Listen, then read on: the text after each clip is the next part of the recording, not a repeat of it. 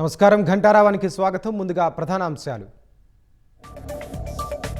వ్యవసాయానికి ప్రోత్సాహం కోసం అత్యున్నత సంస్థ ఇండియన్ స్కూల్ ఆఫ్ అగ్రికల్చర్ను ఏర్పాటు చేస్తామన్న సీఎం.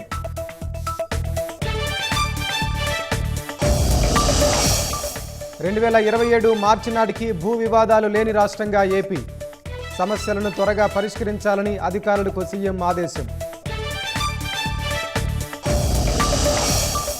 వివేక హత్య కేసు విచారణ 4 వారాల్లో ముగింపు తీర్పు ఇవ్వండి. ట్రయల్ కోర్టుకు సర్వోన్నత న్యాయస్థానం ఆదేశం.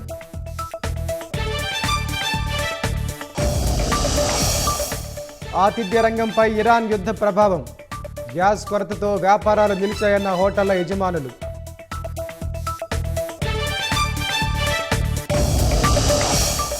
భారత్ చమురు కొనుగోలుతో రష్యాకు పెద్దగా ప్రయోజనం ఉండదు.